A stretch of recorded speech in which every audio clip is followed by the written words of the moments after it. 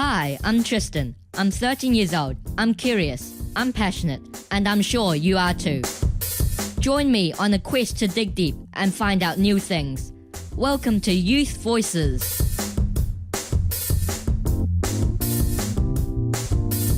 Good evening. Welcome to my program. This is your host Tristan Pang on Planet FM 104.6. Youth Voices. Good to have you company on a Saturday evening. In today's show, we will have my former principal, Mr. Peter Crompton, with us.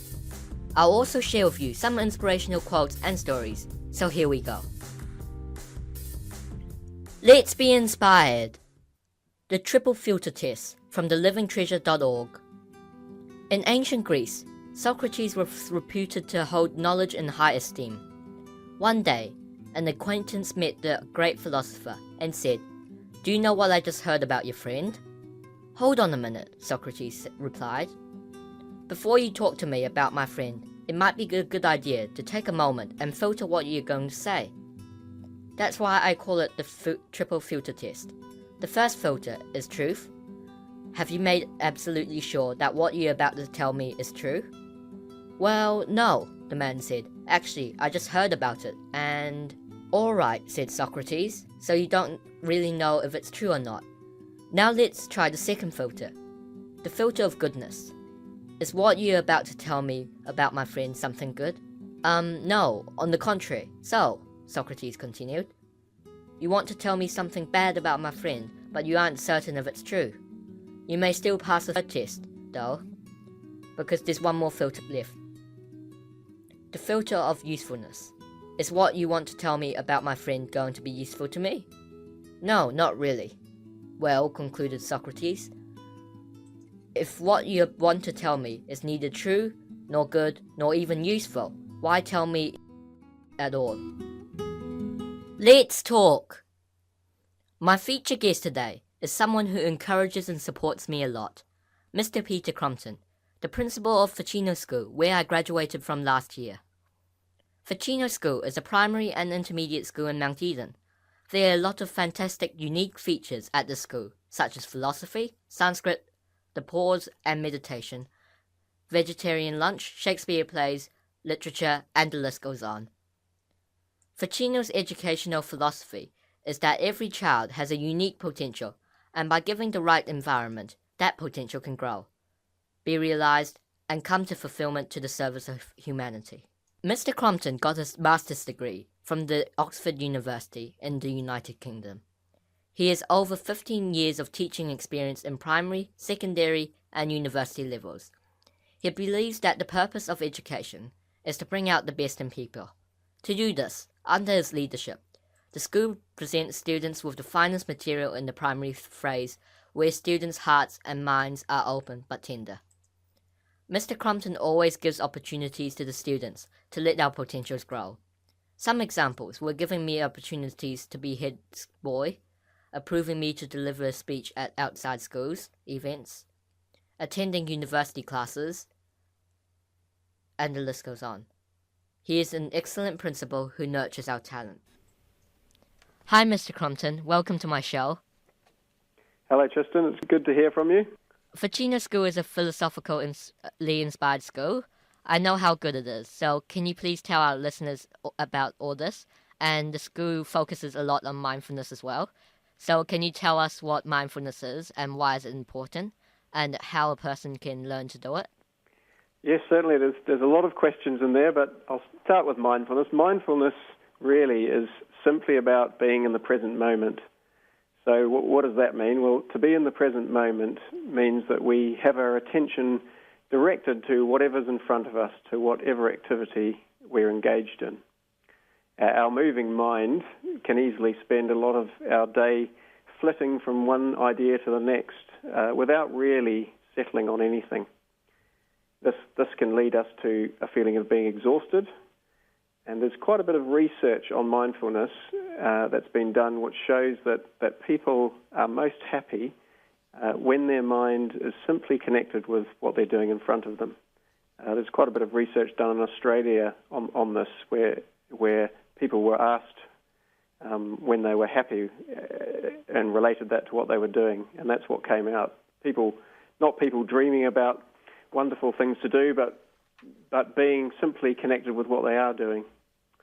And to answer your second question, why is it important? Well, I think mindfulness is important because it's a natural way of living. It's natural to be happy, and it's natural to be fully engaged in whatever's in front of us rather than daydreaming or drifting off. And as far as learning mindfulness goes, there are a number of courses out there. It's becoming quite a popular thing to learn these days. I first learnt about it at the School of Philosophy, which runs introductory courses in mindfulness, spirituality, and philosophy. Does that answer your question? Yeah, I find philosophy interesting as it allows me to dig deep on the things around, and of which people normally don't pay much attention to its existence. So mindfulness also helps me to clear my mind, actually, and calm me down, and I also still meditate every evening before going to sleep. Oh, that's good to hear. That's excellent. So you've been teaching at primary, secondary, and university levels, and there must have a huge difference in terms of the learning objectives. So can you please tell us the differences so that we know what we have to focus on in these three learning levels?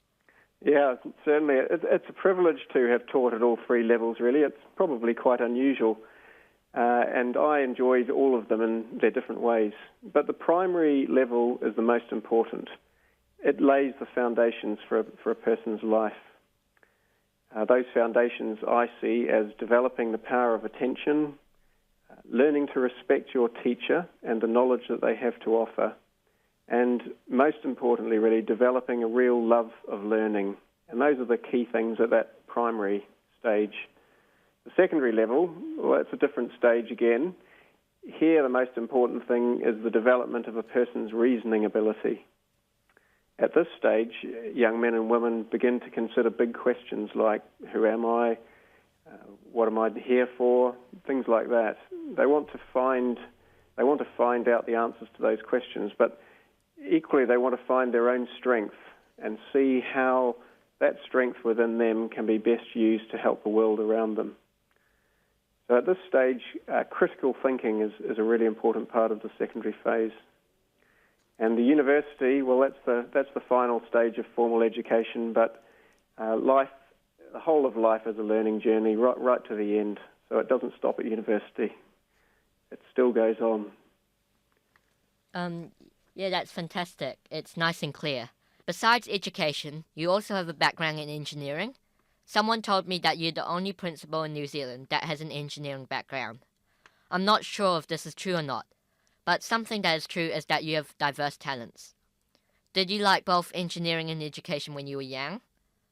I think many young people, just like me, have many interests and passions. I spoke at some intermediate schools at the career days, and the students as young as 11 or 12 already start thinking of their own career. If that's the case, how do we choose our own careers? Yeah, again, a lot of questions there, but I'm not sure if I'm the only principal who has an engineering background. I doubt that, actually. I think there's probably a number of other principals with that kind of background. May not be the same as mine exactly, but they may well come from that sort of background, because engineering is a good background for lots of activities, lots of problem-solving positions, and that's certainly what you end up doing on occasions as a principal. Choosing a career, well, that's always a challenging prospect. Some young people, although not many, know exactly what they want to do from a very young age, and they pursue a pathway to make that happen. But for most people, that's not the case, and the important thing is to identify what we love learning and pursue that. This connects us with our natural inclinations and prepares us best to make a difference. So my advice, unless somebody really knows, which is unusual, at a young age what they want to do, that they really pursue what they love, those subjects they love most.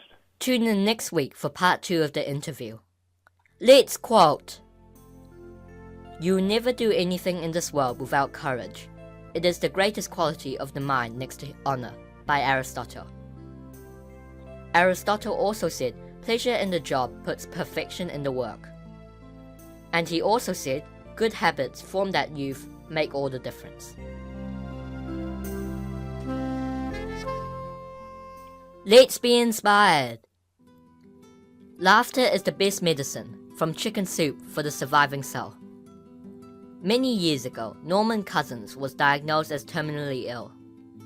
He was given 6 months to live. His chance for recovery was 1 in 500. He could see the worry, depression, and anger in his life contributed to and perhaps helped cause his disease. He wondered, if illness can be caused by negativity, can wellness be created by positive? He decided to make an experiment on himself. Laughter was one of the most positive activities he knew. He rented all the funny movies he could find. He read funny stories. He asked his friends to call him whenever they said, heard, or did something funny. His pain was so great he could not sleep. Laughing for 10 minutes solid, he found relieving the pain for several hours so he could sleep. He fully recovered from his illness and lived another 20 happy, healthy, and productive years. His journey is detailed in his book, Anatomy of an Illness. He credits visualization, the love of his family and friends, and laughter for his recovery. Some people think laughter is a waste of time. It is a luxury, something to indulge in, only every so often. Nothing could be further from the truth. Laughter is essential to our equilibrium, to our well-being, and to our aliveness. If we're not well, laughter helps us get well. If we are well, laughter helps us stay that way. Since Cousins' groundbreaking subjective work, scientific studies have shown that laughter has a curative effect on the body, the mind, and the emotions. So if you like laughter, consider it sound medical advice to indulge in it as often as you can. If you don't like laughter, then take your medicine, laugh anyway. Use whatever makes you laugh: movies, Monty Python, records, books, cartoons, jokes, and friends. Give yourself permission to laugh, long and loud and out loud, whenever anything strikes you as funny. The people around you may think you're strange, but sooner or later, they will join in even if they don't know what you're laughing about. Some diseases may be contagious, but nothing is as contagious as the cure: laughter. Let's laugh! 2 kids were hiking when they came across a huge bear. One boy sat down and took a pair of track shoes out of his knapsack and started to put them on. "You're wasting your time," said the other boy. "You can't outrun that bear even with your track shoes on." The other boy replied, "I don't have to outrun the bear, I just have to outrun you." The 5-year-old loved his daddy and hated to see him leave every day to go to work. He asked his mum, "Mum, why does Daddy have to leave us and go to work every day?" Mum replied, "So he can earn money to bring home, so that we can pay our bills and put food on the table." "Are you saying that if he doesn't go to work every day, we'll have to eat off the floor?" "Did God make you, Papa?" "Yep, he certainly did. And did he make me too?" "Of course he did." "Well, he's certainly doing better as he goes along, isn't he?"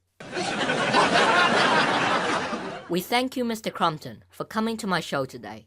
He will tell us more next week. Don't miss it. It's at 5:20 p.m. on Saturday, Planet FM 104.6.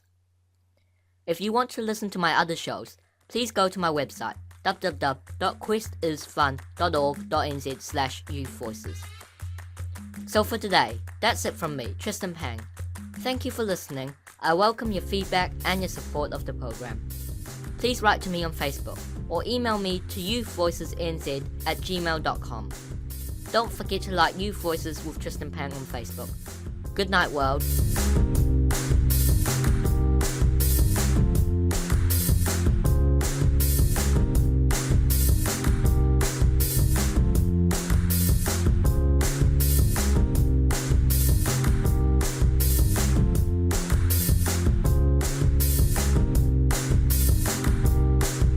Join me again next Saturday at 5:20 p.m. to dig deeper, or listen anytime online at planetaudio.org.nz/youthvoices.